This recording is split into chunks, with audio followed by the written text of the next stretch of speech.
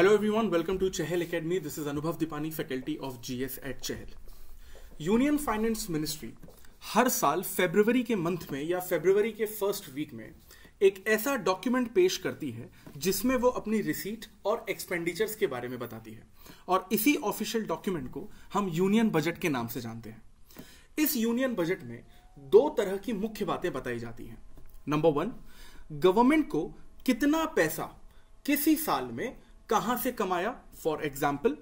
Capital receipt से या revenue receipt से या टैक्सेस से। और दूसरी एक इंपॉर्टेंट बात जो बजट में बताई जाती है वो ये है कि गवर्नमेंट ने अब तक कितना पैसा किस किस क्षेत्र में खर्च किया है और आने वाले प्लान्स जो हैं गवर्नमेंट के वो फ्यूचर में क्या होने वाले हैं। ये सारी की सारी एनुअल इंफॉर्मेशन जो किसी एक डॉक्यूमेंट में यूनियन फाइनेंस मिनिस्ट्री हर साल डिक्लेयर करती है उसे हम यूनियन बजट के नाम से जानते हैं।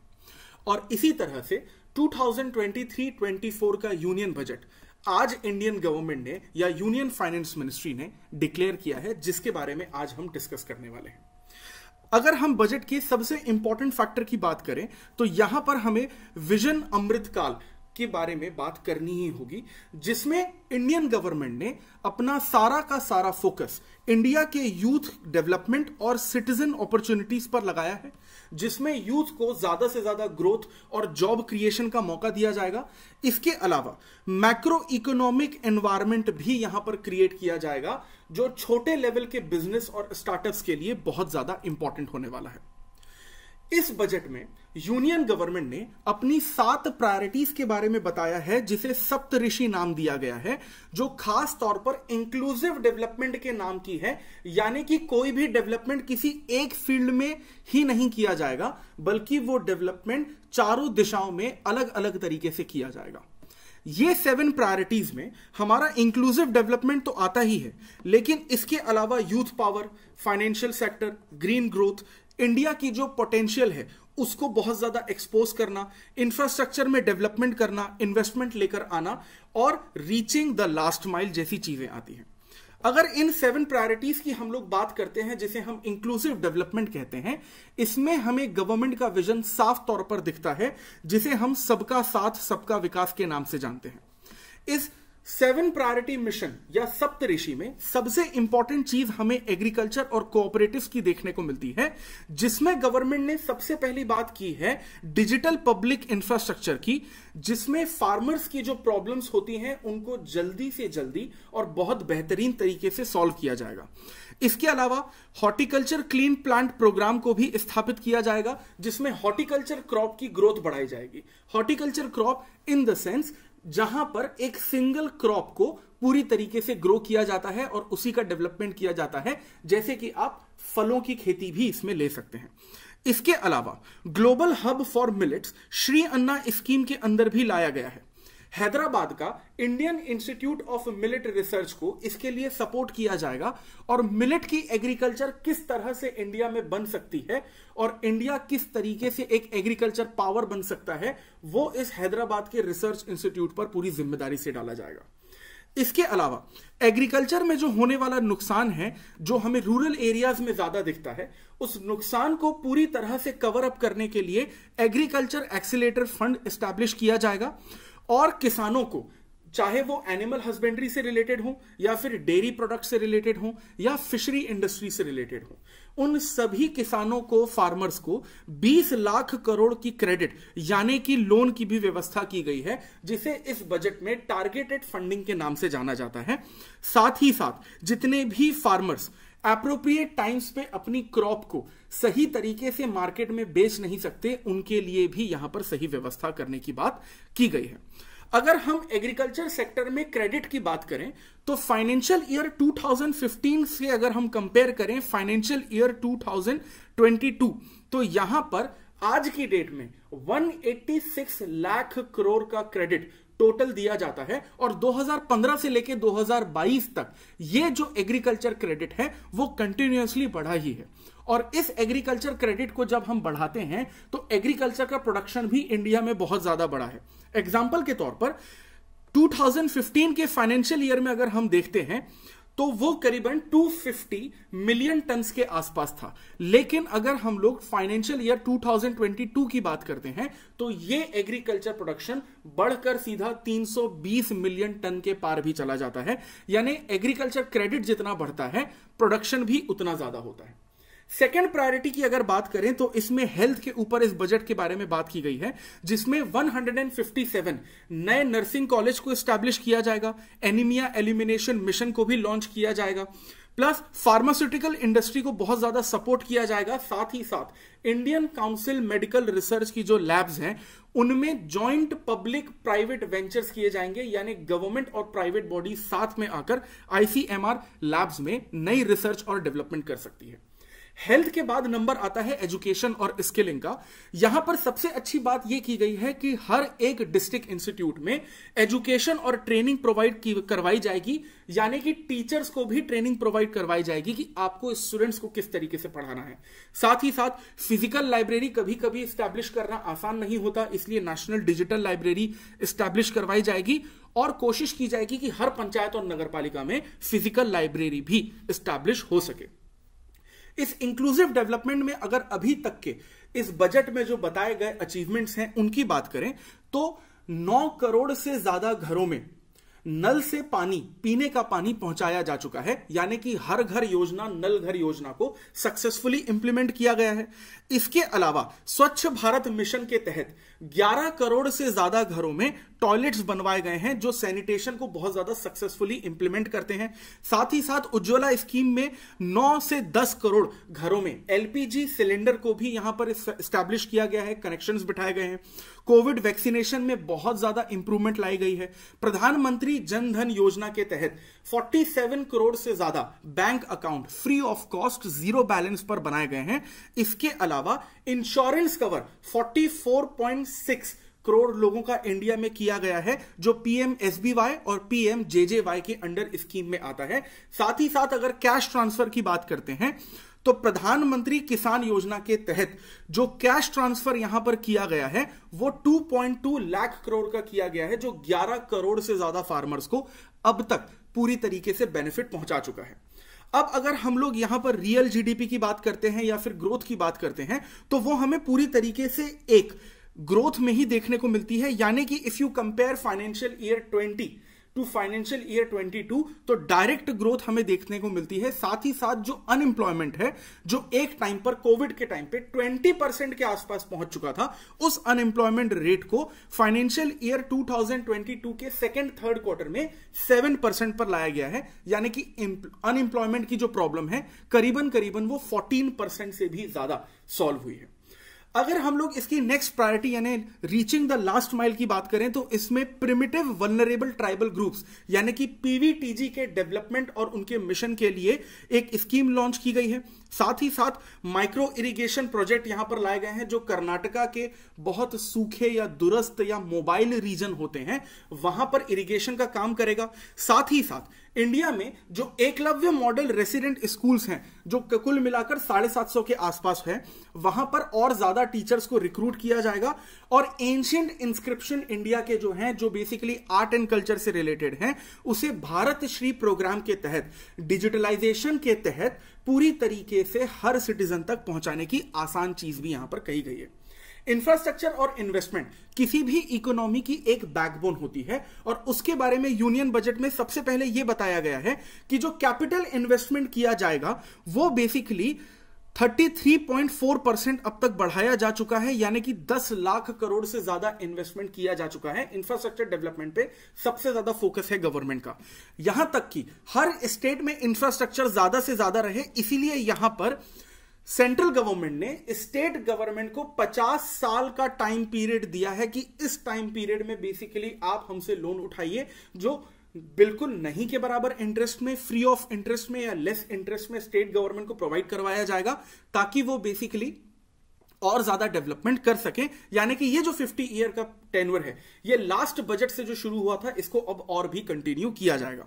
रेलवे की अगर हम लोग बात करते हैं तो टोटल कैपिटल आउटले अगर हम लोग देखते हैं तो वो 2.5 लाख करोड़ के आसपास का है। इसके अलावा 100 से ज्यादा ट्रांसपोर्ट इंडस्ट्रीज इंडिया में एंड टू एंड कनेक्टिविटी में यहां पर स्टैब्लिश की गई हैं, जिसमें पोर्ट्स, कोल, स्टील, फर्टिलाइजर सेक्टर्स को बहुत ज्यादा फायदा मिला है। साथ ही साथ जिस तरीके का अर्बन इंफ्रास्ट्रक्चर आपको मेट्रोपॉलिटन सिटी जैसे दिल्ली, मुंबई में देखने को मिलता है, उसी तरीके का इंफ्रास्ट्रक्चर डेवलपमेंट टियर 2 और टियर 3 जो अर्बन सिटीज हैं इंडिया की, उसमें इंप्लीमेंट किया गया है अब तक, और आगे भी इसको कंटिन्यू रखा जाएगा। अगर हम इन सारे के सारे सेक्टर के पोटेंशियल ग्रोथ की बात करते हैं तो मेक आर्टिफिशियल इंटेलिजेंस में या फिर मेक इन इंडिया के प्रोग्राम में हमें यहां पर देखने को मिलता है कि आर्टिफिशियल इंटेलिजेंस के थ्रू इंडिया में जो एग्रीकल्चर की या हेल्थ की या सस्टेनेबल सिटीज के डेवलपमेंट की प्रॉब्लम है, उनको सबसे ज्यादा यहां पर सॉल्व किया जाएगा। यहां पर इंडियन गवर्नमेंट ने अपने मेजर्स तो दिए ही हैं, और जो एक्सपेक्टेड आउटकम्स हैं उनके बारे में भी इस यूनियन बजट में बताया गया है। एग्जाम्पल के तौर पर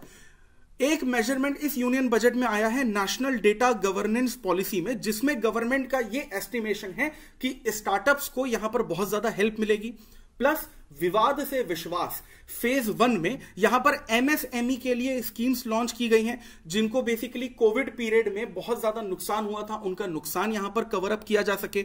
इसके फेज 2 में जो सेटलमेंट स्कीम्स हैं उनको यहां पर लाया गया है, ताकि जो बेसिकली गवर्नमेंट वर्सेस गवर्नमेंट के जो केसेस चलते हैं, स्टेट वर्सेस यूनियन गवर्नमेंट या स्टेट वर्सेस स्टेट गवर्नमेंट, उनके डिस्प्यूट्स को यहां पर सॉल्व किया जाएगा। और फेज 3 में हमारे जस्टिस सिस्टम को यहां पर इंप्रूव करने की बात की गई है। इंडिया में ई कोर्ट्स को यहां पर लॉन्च किया गया है, ताकि जो जस्टिस सिस्टम है, हमारी जो जुडिशरी है, वो काफी जल्दी काम कर सके और बर्डन इनका कम हो। साथ ही साथ कुछ साल पहले जो DigiLocker scheme government of India ने लॉन्च की थी, उसको भी यहां पर और ज्यादा कंटिन्यू कराया गया है कि सारे के सारे डॉक्यूमेंट जो हैं किसी भी बिजनेस या इंडिविजुअल से रिलेटेड डिजी लॉकर में पूरी तरीके से सिक्योर रहते हैं, और किसी भी तरीके का डेटा या इंफॉर्मेशन शेयर करना आसान भी हो सके और वो ज्यादा सिक्योर भी हो सके।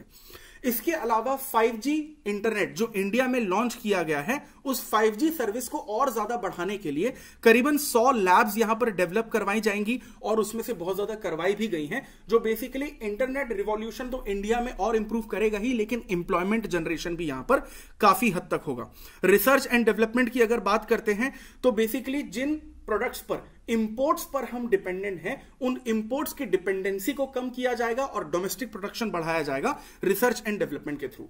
साथ ही साथ यूनियन बजट इतने सारे डेवलपमेंट के अलावा एनवायरमेंट को भी नहीं भूला है, यानी कि ग्रीन ग्रोथ पर भी यहां पर बहुत ज्यादा फोकस किया गया है। एग्जाम्पल के तौर पर ग्रीन क्रेडिट प्रोग्राम इस यूनियन बजट का एक स्पेशल हाईलाइट देखने को मिलता है, जिसमें सस्टेनेबल एक्शन लिए जाएंगे डेवलपमेंट के लिए। मतलब सस्टेनेबल डेवलपमेंट इस स्कीम में इस तरह से लाया जाएगा कि गवर्नमेंट डेवलपमेंट तो करेगी, लेकिन एनवायरमेंट को नुकसान नहीं पहुंचाया जाएगा, और जो रिसोर्सेस यूज करेगी गवर्नमेंट, वो आने वाली जनरेशन के लिए भी सेफ रहेंगे। यानी एनवायरमेंट ग्रोथ और डेवलपमेंटल ग्रोथ, ये दोनों जब पैरेलली साथ साथ चलेंगे, यही इंडियन गवर्नमेंट का और इस यूनियन बजट का सस्टेनेबल डेवलपमेंट कहलाएगा। इसके अलावा अगर पीएम प्रणाम की हम लोग बात करें तो इसमें जो अल्टरनेटिव फर्टिलाइजर हैं यूनियन टेरिटरीज और स्टेट्स के लिए, उनको प्रमोट किया जाएगा। यानी केमिकल फर्टिलाइजर इस्तेमाल कम करने हैं और ऑर्गेनिक फर्टिलाइजर्स को यहां पर प्रमोट करने की कोशिश की जाएगी। वेस्ट टू वेल्थ जैसे 500 से ज्यादा यहां पर प्लांट्स बनाए जाएंगे जो गोबर्धन स्कीम के अंडर आती है। यानी कि बेसिकली ऐसे वेस्ट जिनको हम रिसाइकल कर सकते हैं और उनसे हम एनर्जी क्रिएट करेंगे, और वो एक इकोनॉमिक बूस्ट भी यहां पर लेकर आएगा। सस्टेनेबल इकोसिस्टम की बात करें तो मिष्टी प्रोग्राम, जिसमें हम लोग बेसिकली कोस्टलाइन रीजन्स में मैंग्रोव डेवलपमेंट की जहां पर बात करते हैं, उसको इस यूनियन बजट में जगह दी गई है। अमृत धरोहर जैसी यहां पर चीजें या फिर बेसिकली स्कीम्स लाई गई हैं, जिसमें इंडियन गवर्नमेंट इंडिया के जो वेटलैंड्स हैं उनको भी यहां पर यूज करेगी। और इसके अलावा अगर आप इनिशिएटिव देखते हैं तो बैटरी एनर्जी स्टोरेज सिस्टम, या फिर कोस्टल शिपिंग एनर्जी सिस्टम, या फिर जो पुराने व्हीकल्स हैं जो पॉल्यूशन बहुत ज्यादा बढ़ाते हैं, उनको स्क्रैप कर देना और नए व्हीकल्स के लिए सब्सिडी लाना भी ग्रीन ग्रोथ के यहां पर अंडर ही आता है। अमृत पीढ़ी या यूथ पावर की अगर हम बात करें, जो कि इंडियन गवर्नमेंट के इस यूनियन बजट के सप्तऋषि या 7 प्रायोरिटीज का एक पार्ट है, तो PMKVY 4.0 के तहत यहां पर coding, artificial intelligence, robotics, 3D printing etcetera जैसी जो नई टेक्नोलॉजी हैं, इनको यहां पर ज्यादा से ज्यादा डेवलप किया जाएगा। इंडिया में एटलीस्ट 50 ऐसी नई डेस्टिनेशंस को डिसाइड किया गया है जो ज्यादा से ज्यादा टूरिज्म सेक्टर लेकर आ सकती हैं, इकोनॉमिक डेवलपमेंट के साथ साथ लोकल पॉपुलेशन के लिए बहुत ज्यादा इंप्लॉयमेंट लेकर आएंगी। साथ ही साथ 1 डिस्ट्रिक्ट 1 प्रोडक्ट स्कीम को यहां पर इनिशिएट किया गया है, यानी कि हर डिस्ट्रिक्ट में कम से कम एक ऐसा प्रोडक्ट होना चाहिए जो उस डिस्ट्रिक्ट के लिए ज्योग्राफिकल इंडिकेशन टैग यानी GI टैग बन सके और यूनिटी मॉल्स वहां पर एस्टैब्लिश किए जा सके और बहुत सारे प्रोडक्ट्स अलग अलग डिस्ट्रिक्ट की पहचान बन सके, जैसे फॉर एग्जांपल बनारस की साड़ियां हो गई या आंध्र प्रदेश के आम हो गए। तो इस तरीके के GI टैग प्रोडक्ट्स हर डिस्ट्रिक्ट में लॉन्च किए जाएंगे ODOP यानी 1 डिस्ट्रिक्ट 1 प्रोडक्ट स्कीम के तहत। फाइनेंशियल सेक्टर की अगर हम लोग यहां पर बात करते हैं तो एक पूरी तरीके से नई नेशनल फाइनेंशियल इंफॉर्मेशन रजिस्ट्री जो है वो पूरी तरीके से एस्टैब्लिश की जाएगी। Central data processing unit centre establish किया जाएगा। MSME सेक्टर जो है उनको क्रेडिट गारंटी स्कीम के अंडर लाया जाएगा, यानी कि MSME सेक्टर कभी भी पैसे की वजह से अपना डेवलपमेंट कम नहीं करेगा। इसमें पूरी तरीके से जो गारंटी है वो भी गवर्नमेंट ही लेगी उस लोन की जो बैंक से MSME को दिलवाया जाएगा। साथ ही साथ महिला सम्मान बचत पात्र के तहत यहां पर 2 लाख रुपए से ज्यादा पैसे वुमेन एम्पावरमेंट के नाम पे इंडिविजुअल फीमेल मेंबर्स को यहां पर डिपॉजिट करवाए जाएंगे। सीनियर सिटीजन्स का यहां पर ध्यान रखा गया है कि जितनी भी स्कीम्स चलती हैं सीनियर सिटीजन्स की जो उनके डिपॉजिट में करवाई जाती हैं, इस स्कीम में जो सिटीजन सेविंग्स हैं उसको 15 लाख से बेसिकली बढ़ाकर 30 लाख कर दिया गया है। इसके अलावा बहुत सारे ऐसे इनिशिएटिव जो मार्केट सिक्योरिटी को, एजुकेशन सर्टिफिकेट से रिलेटेड एक पूरी तरीके से सस्टेनेबल डेवलपमेंट को यहां पर ध्यान देंगे। फिस्कल मैनेजमेंट की अगर हम बात करें तो 50 year interest free loans to state की यहां पर बात की गई है, ताकि यहां पर स्टेट्स जो हैं सेंट्रल गवर्नमेंट से लोन ले सकें और 50 सालों तक उन स्टेट गवर्नमेंट को, सेंट्रल गवर्नमेंट को किसी भी तरीके का इंटरेस्ट पे करने की जरूरत नहीं है और सारा का सारा पैसा वो पर्टिकुलर स्टेट गवर्नमेंट अपने इंफ्रास्ट्रक्चर डेवलपमेंट में पूरी तरीके से लगा सकते हैं। फिस्कल डेफिसिट की अगर हम लोग यहां पर बात करें तो स्टेट्स को यहां पर कम फिस्कल डेफिसिट अलाउ किया गया है। अगर अगर यूनियन बजट की डेफिनेशन में हम लोग बात करें, fiscal deficit of 3.5% of GSDP allowed for states is just 0.5% tied to power sector reforms. साथ ही साथ फिस्कल कंसोलिडेशन जो है उसको भी टारगेट किया गया है 2025-26 तक कि आपका जो फिस्कल डेफिसिट है वो 4.5% से नीचे आ सके, यानी कि आप जितना नुकसान कर रहे हैं पैसे का वो आपके GDP के 4.5% से नीचे आ सके। आसान भाषा में इसे ये कह सकते हैं। इंडिया की जो इकोनॉमी इतनी ज्यादा स्ट्रांग हुई है, जो 5th लार्जेस्ट इकोनॉमी अगर हम लोग रियल GDP की वैल्यू के हिसाब से देखें या फिर PPP that is power purchasing parity के हिसाब से देखें, तो PPP के हिसाब से India is the 3rd largest economy और रियल GDP के हिसाब से India is the 5th largest economy. इतनी बड़ी इकोनॉमी बनने का बहुत बड़ा एक कारण हमें मैक्रो इकोनॉमिक फंडामेंटल्स भी देखने को मिलते हैं और इसकी भी ग्रोथ के लिए यहां पर बहुत ज्यादा काम किया गया है। जैसे non performing assets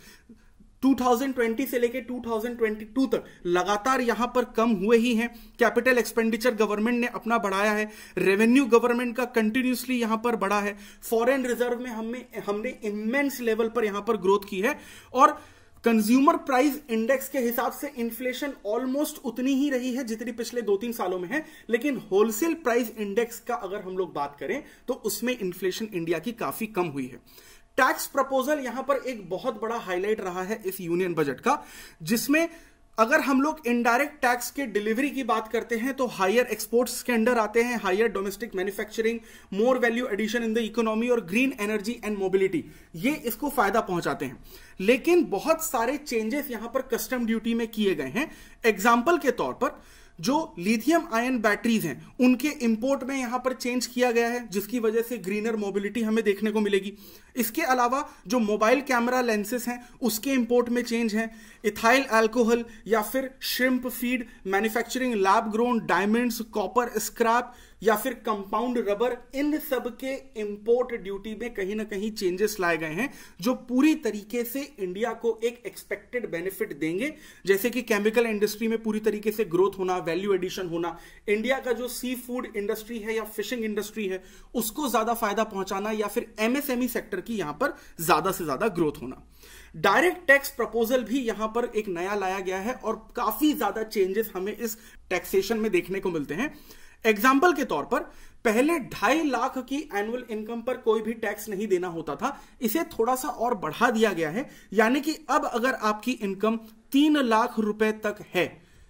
per annum में तो आपको टैक्स नहीं देना पड़ेगा। अगर आपकी इनकम 3 लाख से 6 लाख के बीच में है तो टैक्स रेट 5% है, 6 to 9 लाख में 10%, 9 to 12 लाख में 15%, 12 to 15 लाख में 20%, और अगर आप पर एनम 15 लाख रुपए से ज्यादा कमाते हैं तो आपका जो टैक्स बैरियर बनता है वो करीबन 30% के आसपास जाता है। जो इनकम लिमिट है उसको भी बेसिकली यहां पर इनकम टैक्स से रिबेट करके इंक्रीज करके 5 लाख रुपए से लेकर 7 लाख रुपए तक कर दिया गया है। अगर हम लोग टोटल एस्टिमेशन की बात करते हैं कि इस डायरेक्ट टैक्स की मेथड से इंडियन गवर्नमेंट को यहां पर कितना ज्यादा फायदा होता है, तो हम ये देखते हैं कि 45% जो रिटर्न्स हैं टैक्स पेयर के वो 24 घंटे के अंदर अंदर ही प्रोसीड हो जाते हैं। पहला ऐसा होता था कि इस टैक्स प्रोसीजर में 93 डेज करीबन लगते थे, लेकिन उसे कम करके पिछले 8 सालों में 16 दिन पे ला लिया गया है और 6.5 करोड़ से ज्यादा जो रिटर्न है इसी साल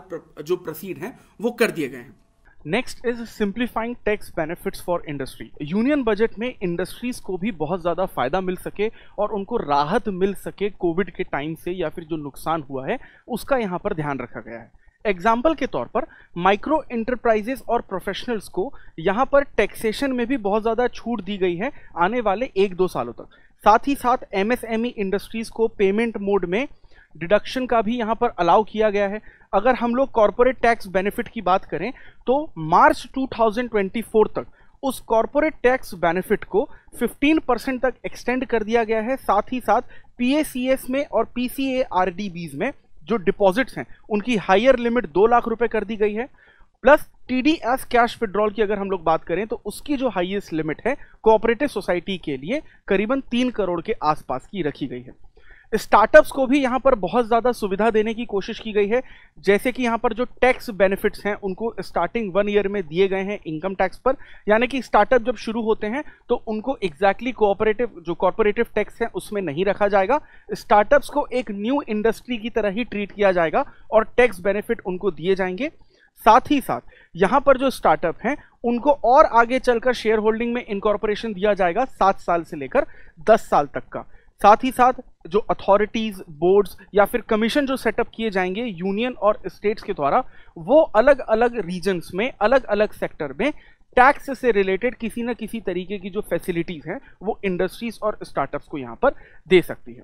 अगर हम लोग एक ओवरऑल बजट की बात करते हैं कि गवर्नमेंट बजट में पैसा कमाती है और खर्च करती है, इसका ब्यौरा इस फाइनेंशियल डॉक्यूमेंट में दिया जाता है। अगर हम लोग ये देखें कि इंडियन गवर्नमेंट बेसिकली पैसा कमाती कहाँ से है, तो इसमें बोरोइंग एक बहुत बड़ा रोल प्ले करता है, लायबिलिटीज एक बहुत बड़ा रोल प्ले करती हैं। इसके अलावा non tax receipt, non debt capital receipt, custom duties, GSTs, corporation tax, union excise duty और इनकम टैक्स यहाँ पर बहुत बड़ा रोल प्ले करते हैं। अगर हम लोग खर्च करने की बात करते हैं तो pension, interest payments, centrally sponsored schemes, subsidies, defence, central sector schemes, इसके अलावा finance commission and other transfers, states को जो टैक्स और ड्यूटी का शेयर जाता है और कुछ मिसलेनियस खर्चे भी इस यूनियन बजट में इंक्लूड किए जाते हैं। अब इंडियन गवर्नमेंट बहुत सारी मिनिस्ट्रीज में डिवाइड होती है, यानी कि ये जो यूनियन बजट में पैसा कमाया जाता है गवर्नमेंट के द्वारा वो अलग अलग मिनिस्ट्रीज को भी डिस्ट्रीब्यूट किया जाता है ताकि हर मिनिस्ट्री अपने क्षेत्र में अपने एरिया में काम कर सके। अगर हम लोग देखें तो यहाँ पर सबसे ज़्यादा पैसा जो है डिफेंस मिनिस्ट्री को दिया गया है 5.94 लाख करोड़ का। साथ साथ road transportation ministry, ministry of railways, ministry of consumer affairs, home ministry, इन सभी को 2 लाख करोड़ से लेकर 2.5 लाख करोड़ तक दिया गया है एलोकेशन।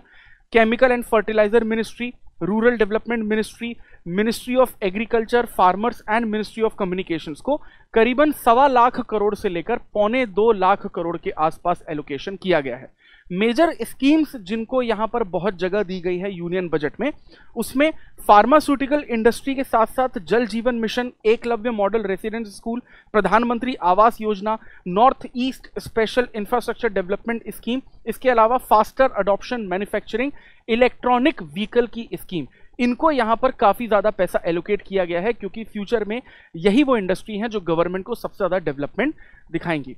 अगर हम लोग एक्सपेंडिचर की बात करते हैं तो रेवेन्यू रिसीट फाइनेंशियल ईयर 24 तक एस्टिमेट किया जा रहा है 26.3 लाख करोड़ के आसपास का और कैपिटल रिसीट का 18.7 के आसपास। वहीं रेवेन्यू एक्सपेंडिचर हम लोग 35 के आसपास रखने का एस्टिमेट कर रहे हैं और इफेक्टिव कैपिटल एक्सपेंडिचर 13 to 14 के आसपास। यानी कि गवर्नमेंट पैसा कमा भी रही है और डेवलपमेंट के लिए उतना पैसा खर्च भी कर रही है। यूनियन बजट की सबसे ज्यादा इंटरेस्टिंग चीज जो इंडिया के आम सिटीजन्स या नॉर्मल लोगों के लिए सबसे ज्यादा इंपॉर्टेंट होती है कि कौन सी चीज महंगी और सस्ती हुई है। तो अगर सस्ती चीजों की बात करें तो मोबाइल फोन्स, टीवी सेट्स जो इंडिया में मैन्युफैक्चर होते हैं वो सस्ते हुए हैं। साथ ही साथ denatured ethyl alcohol, acid grade sulphur, shrimp feed जो बेसिकली सी फूड के लिए रॉ मटेरियल का काम करेगा, लैब ग्रोन डायमंड्स या फिर एक्वेटिक फीड जिसमें फिश लिपिड ऑयल को यूज किया जाता है, मशीनरी, लिथियम आयरन बैटरीज के लिए, सेल के लिए जो इलेक्ट्रिक व्हीकल्स में यूज होती हैं,